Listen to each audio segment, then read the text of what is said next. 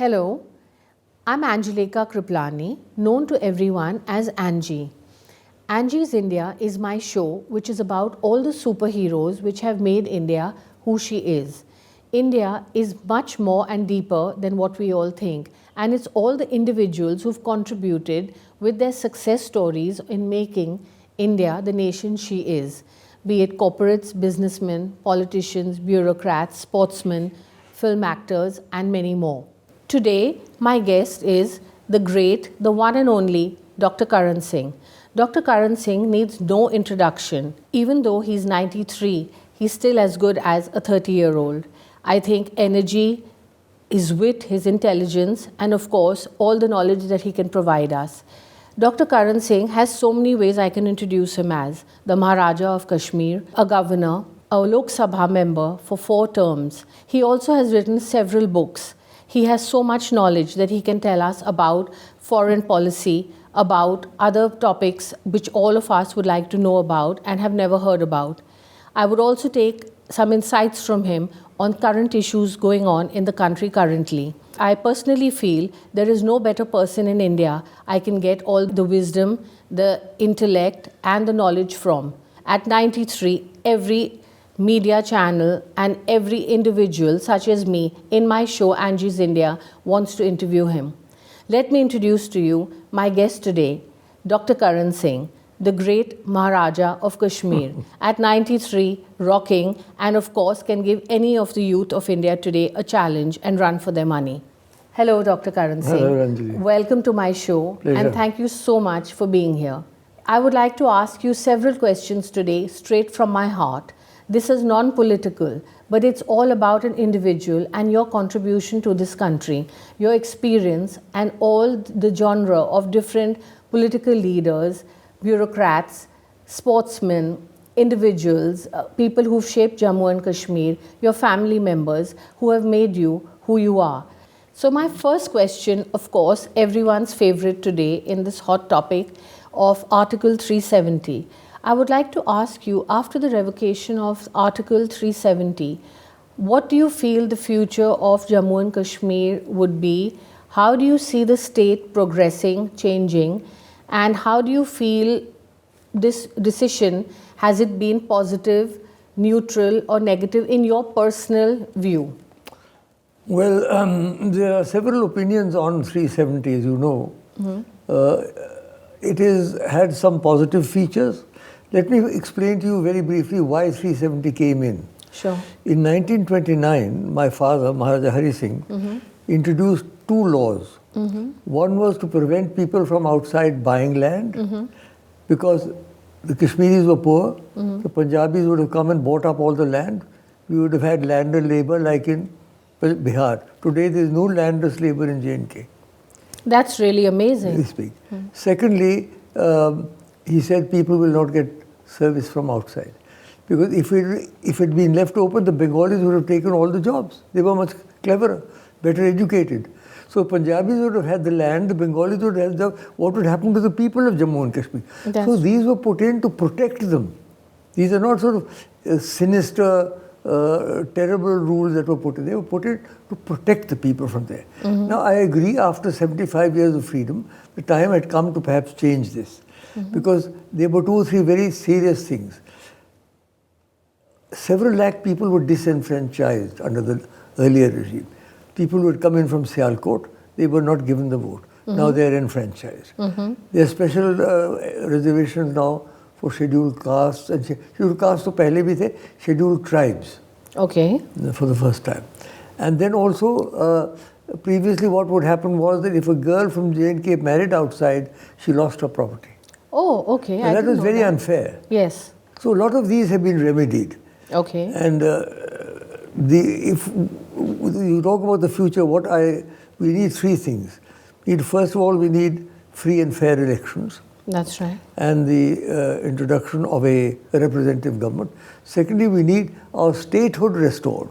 Okay. Because J&K used to be the biggest state in British India. Oh, okay. And now it's reduced to just a union territory, even smaller and less important than Himachal and Uttarakhand, who are next door. So from being the greatest state and the Mukut of India and all, they've suddenly come down. So that is the second thing. And the third thing is we need domestic laws like they have in Uttarakhand and in Himachal to prevent people from outside coming in and buying up land. If these three things are done, then I think things will get well settled. I have heard there's a lot of foreign direct investment coming into Jammu and Kashmir. Like there have been some real estate developers from outside India coming. My personal question is, again, do you feel that this could again increase infiltration? Because at the end of the day, we don't know where that foreign money is coming in from. It could be routed through the Middle East, as there are some Middle Eastern companies who have invested in Jammu and Kashmir. They have? Yes, they have. And they're developing some real estate or malls. So how do you feel that will take a turn? Do you think it's safe and good for investment? I hadn't heard that people had begun investing in a big way. Well, once it starts small, it goes bigger. It was in the air. There's going to be a lot of foreign investment, but abhi tak hua nahi. I don't think it has actually happened. But you're right. There are security considerations always. But I'm sure the government of India, it's their responsibility. Nobody can come in without clearance from the government of India. No foreigner can come in. And therefore, it is for the government of India to make sure that the sort of elements that you're hinting at will not come in.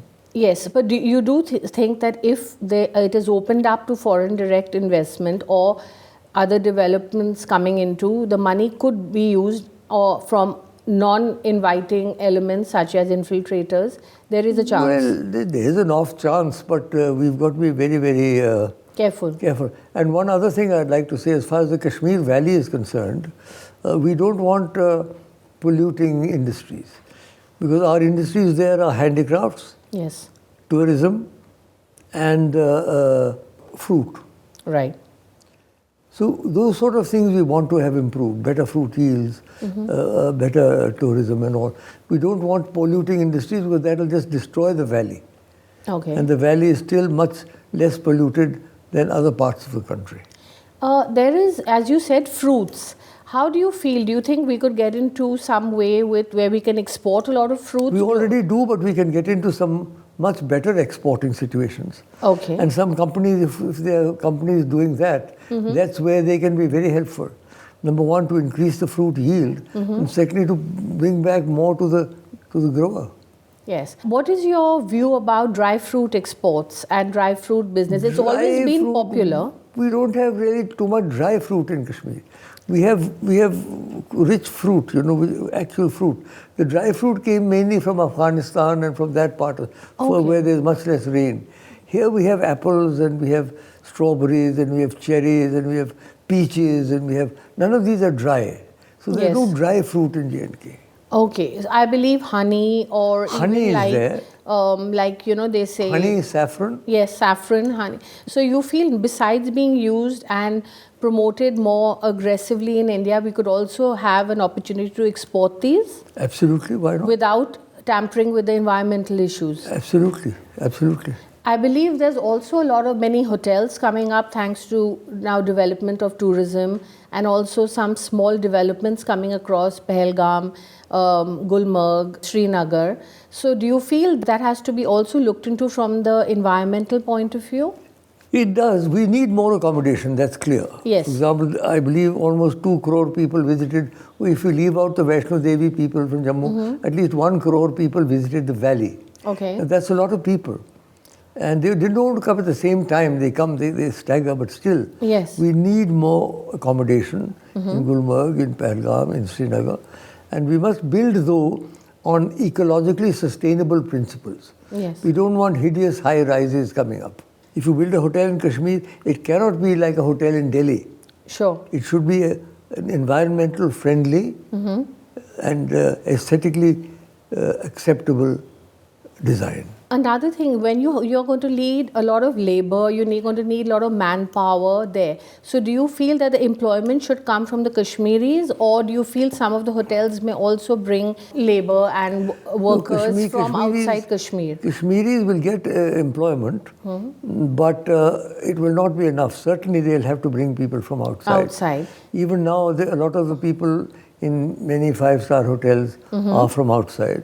Okay. And therefore, that will have to be done. We cannot do it simply with internal. So you feel it's okay if a lot of the population increases with people coming to work in Kashmir? Yes, to come into work, there should be no problem. They don't get the right to vote or anything. Okay. But they come into work. That should... And let me again clarify one point. The state is not only Kashmir. Yes. The state is Jammu and Kashmir. That's Jammu right. also has tremendous tourism potentialities. Yes. So we need developments there also.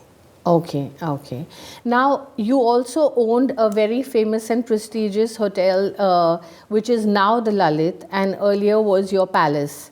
My father's palace. Yes, your father's palace. So, I would like to ask you, do you today regret having given that to the Lalit? Today it's booming, tourism is booming, Yes. and everybody has their childhood memories. No, you see, we gave it first to the Oberois. Yes, that's right. Way back in 1954. Yes. In fact, there's a question about whether princess palaces should go to tourism. Yes, I was the first one to begin that. In the many things I pioneered, this is one of them. I converted my palace into a hotel, and now dozens and hundreds of people run it around the country. Of the royal families. So I don't have any regrets, no, because there were certain reasons. You see, as a stand-alone hotel, we couldn't run it. You had to be in a chain. So that in the winter your workers would go off somewhere. Otherwise, stand-alone, you have to pay them all 12 months. We simply could not run it. It was beyond us. So we are running now a beautiful, beautiful royal stay. Yes. In one of my smaller... I believe so. You have a boutique hotel. A boutique hotel. Yeah. But the big one we let go. You let go. But today, do you feel that it was a tough choice? I'm sure that you that time leased it out to one of, whether it was Oberoi or the Lalit. Today, of course, they are doing really well. The hotel is doing very well. Good for them. But you have no regrets on that? No, none at all. Good for them if they're doing well. In between, they weren't doing so well. Yes. Now they're doing well. Tourism is an up and down thing. Yes, that's right. Do you also feel that the number of hotels or maybe boutique hotels in Pahalgam and Gulmarg and other small towns which we are not so aware of in Jammu and Kashmir should be promoted and developed besides Srinagar? Yes, definitely. You do feel definitely. that? And are there more, like Vaishno Devi is so popular in Jammu and Kashmir, do you feel, are there some other temples which we are not so aware about? There are lots of temples in which Kashmir. are very powerful. Very powerful. For example, let me mention two. The first is Shankaracharya. Oh, yes. That is right on that hill. It's a very powerful, lakhs of people visit it every. It's a Shiva temple. Then there's Kheer Bhavani, which is a pool, and a sacred pool. And that is particularly worshipped by the Kashmiri Pandit community. Oh, okay. They are mainly devotees of Mata Kheer Bhavani. Okay. So that's the goddess, and there's the Shiva. So those two at least are clearly very, very popular. Okay. And then there's the Amarnath Yatra. Yes, of course. Which is not in the valley, but which is beyond the valley. So these three in Kashmir, apart from Vaishno Devi in Jammu and Raghunath Mandir in Jammu and other temples there. I believe you believe a lot in Lord Shiva, and you have been, you have a lot of deep knowledge in the scriptures and the history. And can you tell us a little about that? If I start talking about Shiva, Anjali, you will have to have 3 different interviews. Okay. You see, Shiva, yes, I came out recently with an anthology called Shiva, in which there are articles from around the world, not only India, on Shiva. And he's a very powerful Lord symbol and very widely worshipped. So I don't think I can go into any details now because that will become... In fact, another question I'd like to ask, you were talking about the fruits exports and developing that industry much more in Jammu and Kashmir. What about, you also have a lot of like handicrafts, like paper mache. Handicrafts, yes. So I say tourism, handicrafts and horticulture. And carpets and shawls. Carpets, they're beautiful, magnificent. Yes, they are beautiful. So do you feel that India could also become a hub for exporting that globally? Yes. And as besides just all our Indian ladies loving all the famous pashminas. They still export them, but there's a shortage of pashmina now.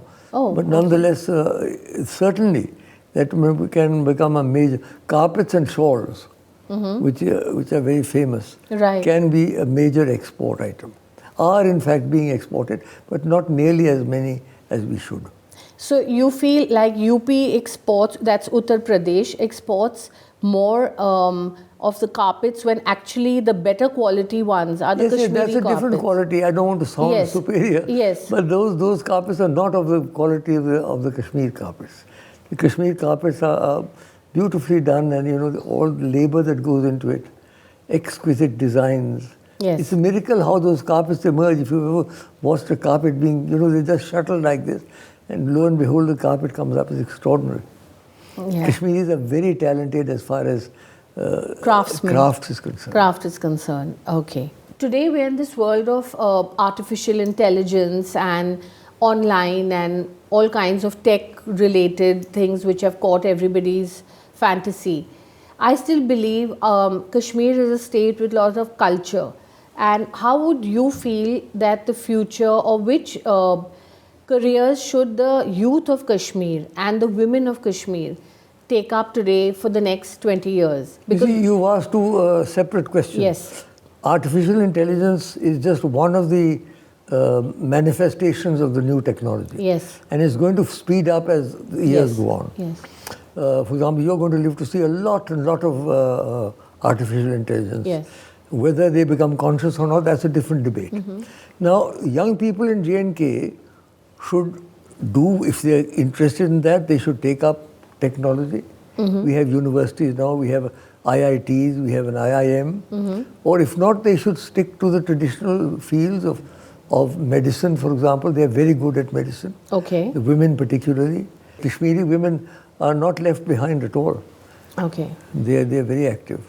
How often do you go to Srinagar, and how much time do you spend You see, now in Jammu and I Kashmir? spend the whole of June Okay. in Srinagar, Okay. 1st to 30th of June. Okay. Then I go for a fortnight in September, when the leaves are turning russet. Yes. See, Kashmir is beautiful at any time of the year. That's right. But yeah. June is so hot in Delhi Yes. that it's lunacy to sit in Delhi when I have this glorious place in Yes, Kashmir. that's right. So I get away for the whole of June.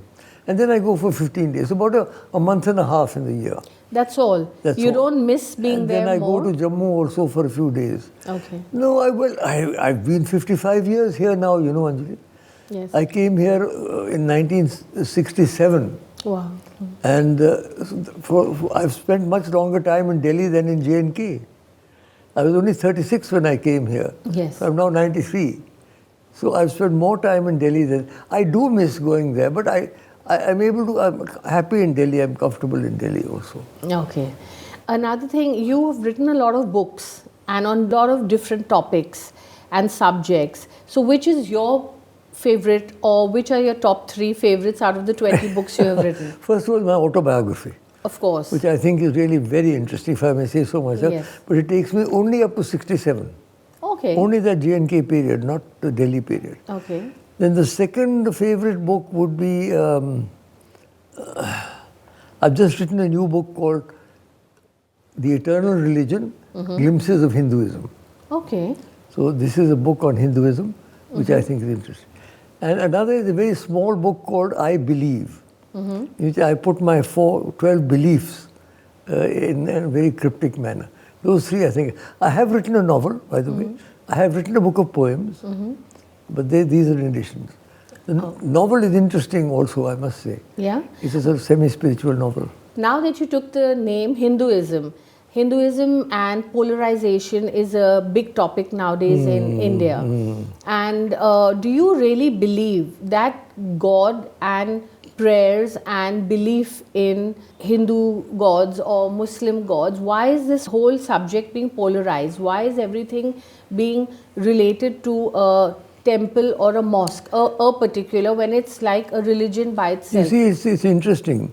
Hinduism is a very liberal religion. Basically, Hinduism, I'm not talking of Hindutva. There's a difference between Hinduism and Hindutva. Hinduism is all-inclusive. Ekam sat vipraha bahuda vadanti. The truth is one, the wise call it by any names. In fact, Hinduism is the only religion that gives you a choice.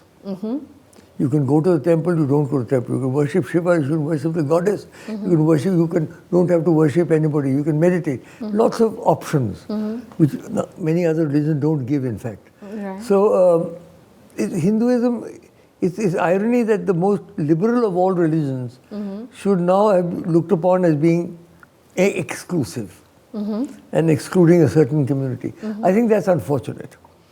I come from a Muslim majority state myself. Yes, of course. And from childhood we've been worshipping at Muslim shrines in the same way we go to our own temples. Yes. I would go to Maktoum Sahib, I would go to Charare Sharif, I would go to Hazrat Bal. Yes. So we had no difference on dinner mein.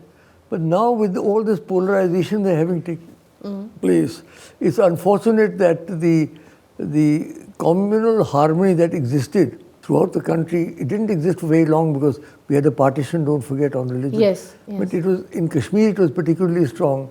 That has been damaged very badly.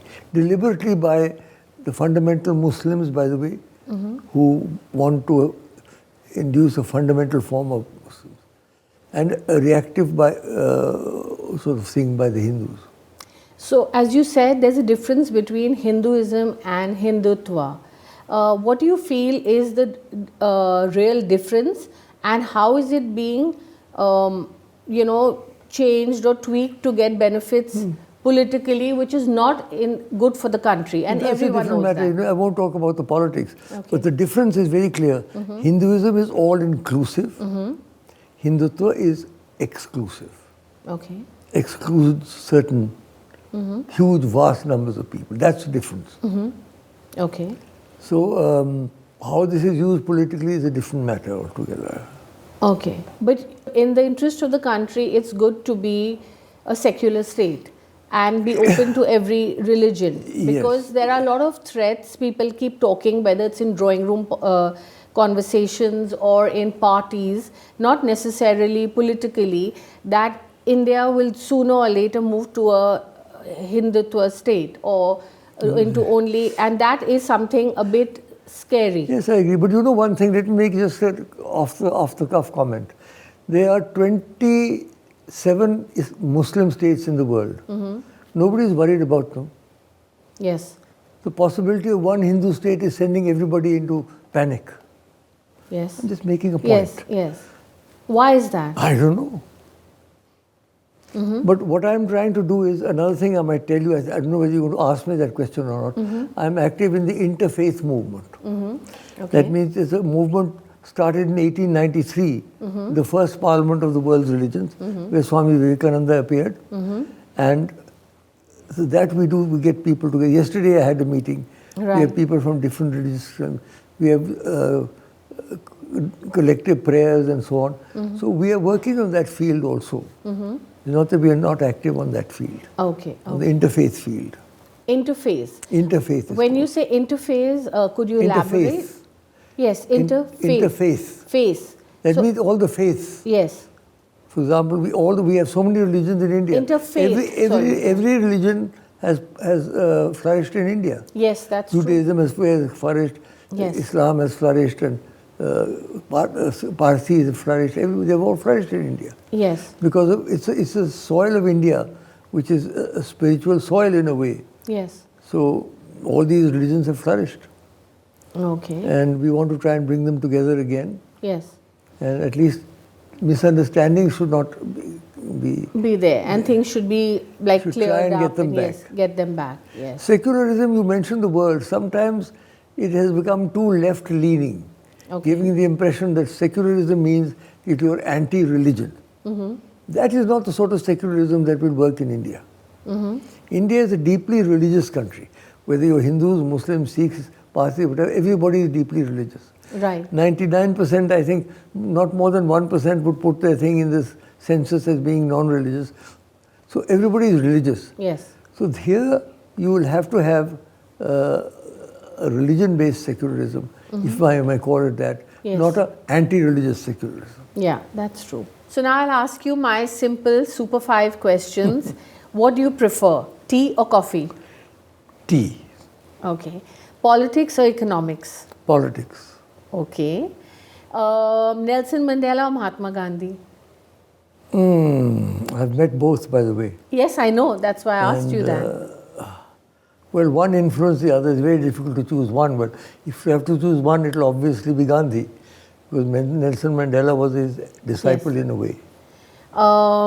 Poetry or Books. Poetry. Okay. Music or travel? Music. Okay. Classic or rock? Rock. Okay. Delhi or Srinagar? Oh, that's a difficult one. I would say Srinagar actually. I thought you were going to say Delhi after all what you told me No, but today. Srinagar is the more beautiful place. Yes. Even a It's month like- there is wonderful. It's like just bliss, actually. Do you know any poetry? I'll recite a poem for you. For me? Yes. No, I don't know which ones you know. I'll so I will recite fall one. I'll short. recite one. Yes. When you are old and grey and full of sleep and nodding by the fire, take down this book and slowly read and dream of the soft look your eyes had once and of their shadows deep.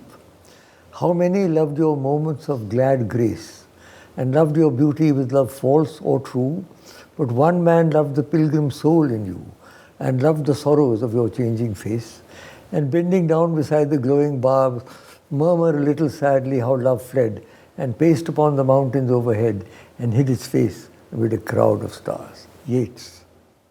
Wow. Thank you so much for this ending beautiful poetry, and thank you so much for coming on my show today. Pleasure. And I'm sure that the viewers are going to love this, because it's not about a doctored interview. It's from my heart, the questions, and all the Yes. answers I can see They were good questions, and flow I from answered your- also very, Yes. very. Thank you so much. And as you know, I'm an architect, and from my little online store, I've got a small gift from you, You shouldn't from mind. Angie Homes.